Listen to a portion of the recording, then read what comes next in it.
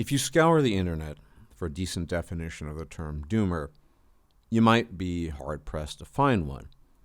Urban Dictionary yields a few, but they're all very basic and lacking in detail. Quote, a person, usually a millennial or Generation X and male, who has experienced apparent hardship, relationship breakup, job loss, failure, and has become fully immersed in apathy, self-hatred, depression, and generally being a loner. Usually asleep or tired in the day and more active at night, spending time on the internet or going on long night walks ruminating. Or a more enlightened update of the incel, where the incel is chronically alone and projects his hatred onto women. The doomer has accepted his equally alone fate without resentment. Instead of bitching, he listens to Radiohead on evening walks. The strange thing is the evening walks, of course. Usually in his 20s, the doomer is typically unemployed or doing a dead-end job, tormented by unrequited love and alienated from most of the population, and this sense of personal aimlessness and despair seeps into his views of the world in general. So he lives in constant despair for humanity's future, with the prospect of ecological catastrophes and economic downturns tormenting his mind. To dull his senses of Weltschmerz, he smokes or drinks or takes drugs. But nothing can quite take away the dread that the doomer constantly feels towards the future, hence his name. Now, definitions like these are, of course, very generic and understandably contain broad generalizations. But such things could likely be forgiven as they come from Urban Dictionary. You could, of course, further scour the internet to find lengthier definitions, blog posts, and analyses. But in trying to understand what has come to be called the doomer mindset or the doomer mentality, the vast majority of these efforts are missing the mark for very specific reasons, because most of them are offering description analysis after the fact, rather than trying to explain the phenomenon itself in terms of its causality. And rest assured, understanding the causal chains involved in the doomer phenomenon is essential, because if you do not go the extra mile, in the end you end up with very little substance and a fundamental lack of understanding the whys and wherefores that govern doomer existence. And part of the issue is clear. The vast majority of people who are offering commentary on doomerism are either knee-deep in it in some sense, but blind to the causal factors that led to their state, or arguably worse, outsiders looking at it with little understanding of the phenomenon, save for the wielding of the judge's gavel, which is to say, they're all too hasty in pointing out what is wrong with doomerism, with little instructive to say about what actually underlies the problem. As I stated just prior, a proper understanding of doomerism entails understanding causal chains, which frankly speaking isn't unique to doomerism, but rather common to a proper understanding of anything. And to do this, we need to identify the primary difference between a doomer and a non-doomer, aka a normie, because I will argue that it is not just a question of beliefs and psychology, but rather surroundings and environment that produce the distinct beliefs and psychologies in the respective populations. Most typically, the reason why normies are and remain normies is because there is nothing in their environment pushing them in the direction of, shall we say, introspection towards a doomer position or worldview. So let us make up a useful, albeit fictional, example of a normie with a problem that many doomers face: excessive weight or even obesity. Let us talk about Tom. Tom had a good childhood, but he always had a tendency to overeat compared to others in his family. Nobody knew why, but he did. This led to unhealthy weight gain, and by the time he was a teenager, Tom was obese. Despite this, he's always had loving and supportive parents, friends, and in general a supportive local social network. He did well in school and had no real issues apart from his weight. And he eventually graduated high school. And his weight really did begin to irk him, so he made a concerted effort to lose the weight. And still living at home, his mother helped him by cooking low-calorie, healthier meals. So even though he was still eating large quantities of food, he managed to stay in a deficit. On top of that, his friend John said to him he'd start taking daily walks with him, which he did, and eventually the walks turned to jogging sessions. And slowly but surely, he started to lose the weight, and his friends and family cheered him on in the process. He started working out with his other friend, Sean, and started building a little bit of muscle. He was looking lean and athletic, and like osmosis, he managed to land his first girlfriend, with whom he's quite happy. And now he's at university studying electrical engineering, and he's found a way to maintain his weight, and he's on track for a good life. But now, let us take Bob. Bob is a fictional character who is our representative doomer, just as Tom is our representative normie. Now, Bob also has an eating problem. And what's worse, nobody cooks for him. He just eats whatever he can get his hands on, usually processed food like Doritos or Pringles, and takeaway. His mother divorced his father when he was 2 and moved around the country several times with part-time boyfriends in various places. Some of these boyfriends were violent and abusive to Bob and his mother, who herself has an alcohol problem, was always verbally abusive and sometimes would throw things at Bob. Because of the constant moving, Bob was never able to make friends, and he has no family outside of his mother. He loathes going to school, where, due to his weight and a strange personality, he's bullied and picked on, and ends up playing truant half the time, barely graduating high school. He's never had any social connections, no friends, no family. So the one thing he does do a lot, in addition to eating, is surf the internet.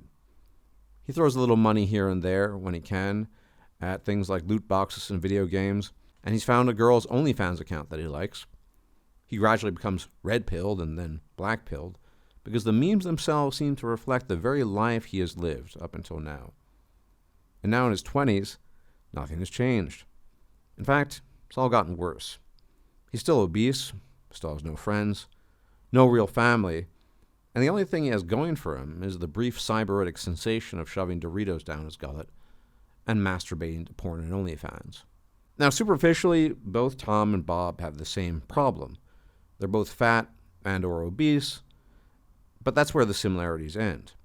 Tom had a healthy, supportive environment, friends and family, and in general was reasonably well-liked despite his weight, and was eventually able to lose that weight and keep it off. And as the gurus like to say, self-actualize. Whereas Bob had none of those things. Tom's social network was critical in helping him to lose weight. His mother took time to cook different meals for him. His 2 friends volunteered their time to actively help him out in moving and pursuing sport. And he was, despite his weight, decently liked in school and did pretty well. To draw an analogy, Tom has been kayaking down a river and has faced some tricky whitewater rapids. But he is kayaking with a team of reliable people, and he's had sufficient training in learning to kayak and to deal with the patchier areas of the river. Bob, on the other hand, who nominally has the same problem, if you were to stand them side by side, you might think they're more or less identical, is actually in a canoe, adrift at sea, facing a 200-foot tall tsunami. He has no life vest, no team. He's all alone. Throughout his life, Bob has heard that if he only lost weight and maybe took a shower and hit the gym, wink wink, that things would go better for him. But he can't even wrap his mind around the idea that that would improve his life, and he has no idea of how to go about it, as even as he hears these words, his mother is screaming at him in the background in a drunken tirade and fighting with her latest boyfriend. What we are looking at is the setting and pursuance of goals. It is an oversimplification to look at Bob and say that his main problem is weight, and that he simply is lazy, because, to further draw the analogy, Bob is walking through a tunnel of endless darkness. There is no light, not even the flicker of a candle. But all he can hear are the exhortations of online masses telling him what he ought to be doing. And thus he asks the question, why? The single word, why, reveals so much. The very act of questioning something reveals the doubt you have affixed to the purported teleology behind the actions you are urged to pursue. Because for someone like Tom, the teleology behind his actions requires neither introspection nor contemplation, because the results of his telos are as self-evident as the need to eat, drink, and sleep. There is no question of what will this get me or do for me if I do this. For Tom, every change he engages in, and not only those limited to weight loss, leads to something good, some kind of improvement within the paradigm of his worldview, because his worldview throughout his life has been buttressed by all the factors that yield the best results in terms of outcomes. Effectively, it is a bit like the infamous Tolstoy axiom from the novel Anna Karenina. All happy families are alike. Each unhappy family is unhappy in its own way. The same typically applies to general life outcomes. For Tom, there will always be additive and beneficial effects for the things that he does. Or, in other words, there will always be some light guiding him in the tunnel. Whereas for Bob, there is no such light. It is pitch black. Sure, Bob could in theory lose weight, but what would that get him?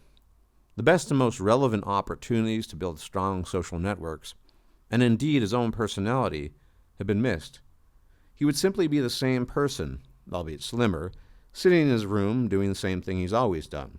It wouldn't change his genes, his family background, his personal history, or anything else that would have been far more important in sculpting and shaping him as the individual he is. And thus, to say to him, lose weight, bruh, hit the gym, bruh, take a shower, bruh, to this his answer shall inevitably be, what else do I get with that order? Am I simply to stand about perfumed, showered, and slim, staring at the ceiling and screen, masturbating to porn? Now, it is important to allow for both the possibility and indeed likelihood that the doomer has consumed so many black pills that despite occasional flickering lights in his tunnel, he may very well be blind to them. But to the extent that it is true, such things are to be pointed out on a case-by-case basis rather than attempting to turn them into universal absolutes as many tend to do. But ultimately, the picture of the doomer as the outsider is incomplete, a hastily cobbled together collage of outcomes that were years in the making that often have little to do with the individual in question and which lay largely outside of his influence and can often be summarized as, you are X, so why don't you do Y, wholly leaving aside the mix of ingredients that ultimately gave birth to the cake in question. And this is why, in the case of so-called advice, analyses, and observation, most of the things on offer, when it comes to doomers, fall flat and find no resonance with them, because the people making these observations and suggestions do not understand the chains of causality that led to the state of doomerism in the first place. I have referred to this phenomenon in the past as the fallacy of self-extrapolation, which is to say, the fallacy whereby the individual uses his own personal circumstances as an absolute yardstick by which the rest of humanity is to be judged. The utter falseness and fallaciousness of such an approach must be glaringly apparent to any who give it the most cursory of thought. But that is the problem, ultimately, because the outsider looking in tends to do this. For something to be actionable, there must be motivation, and the reasonable possibility that an action will yield tangible results, i.e., there must be a light at the end of the proverbial tunnel, or even the flicker of a candle. Where there is no light, there can be neither action nor motivation. External interjection of the sort we have grown accustomed to with respect to doomerism simply does not take that into account. You cannot turn a Bob into a Tom because the ingredients that went into the different cakes are fundamentally different. Otherwise, the question of why should I do X will always come up, and there will be no answer because the why is only self-evident to the Toms of the world. Success builds upon success, and the environment one is thrown into can make or break an individual in this respect. The real question that arises from this is how one can reach the doomer if one wishes to reach him at all. It certainly cannot be with the platitudes and pretenses that are typically employed, but part of that simply stems from a lack of general interest in the underlying causality of the phenomenon, or in the individual suffering. Put simply, most of the commentary on doomerism is not based on a desire to help, but to criticize, and more importantly, to disempower, which is to say, there is an incentive to disprove the doomer, or at least cast him in a bad light. But as stated earlier, there needs to be some flicker of some light, however small, that can serve as sufficient motivation to do something. Dare I say, achieve something. For if everything in your environment is absolute trash, then changing one thing, something one might regard as manageable, such as weight loss, will have little effect. Of course, the case of Bob could be regarded as an extreme one, and I can say I know of several cases where things in their totality were less than desirable for the individuals in question, but said individuals typically had at least one get-out-of-jail card that allowed them to improve their circumstances to the point of being able to escape, at least to some degree, whatever concatenation of events had shackled them to their former circumstances. One such example would be money. Having sufficient money can allow you to escape and overcome many obstacles, whether that entails leaving the environment for another part of the country or a different country altogether, or being able to acquire material goods that improve certain aspects of your life. Of course, most doomers, with few exceptions, do not have a lot of money. Another few instances I can think of are instances of intellect, exceptionally smart individuals who had nothing else going for them, but were able to use their intellect to forge a path forward. But again, most doomers do not fit into this category. Now, if one wishes to engage with doomerism and doomers, then one needs to offer plausible means of genuine egress that do not simply change a single variable, which on its own will not have much of an effect, as for example the case of weight loss for Bob. But more importantly, many doomers have a fairly detailed and refined understanding of the world, and as such, if one's only sales pitch is simply to do X, then you will be able to get a 9-to-5 job, say, i.e. become what they would refer to as a wagey, that too will provide little incentive. In my experience, setting general goals that are approved of by society at large is inefficient and pointless. If the spark of motivation is to be found, it needs to appeal at the individual level, usually at the level of some personal interests that said individual possesses, whatever that interest might be. And even then, the compounding effects of bad genes and bad environment can quickly dash what little hope may reside in such appeals. The truth is that the broad doomer view is probably largely correct, and if one wishes to ameliorate one's situation, then it must be done at the individual level, which likewise applies to external intervention with a view towards helping.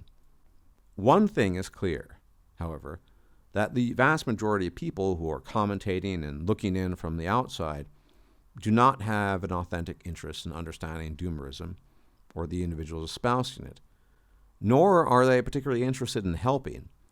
They are, as is frequently the case, primarily interested in casting judgment, and would ideally like a world where such individuals simply did not exist, which tends to further fuel the very things they decry.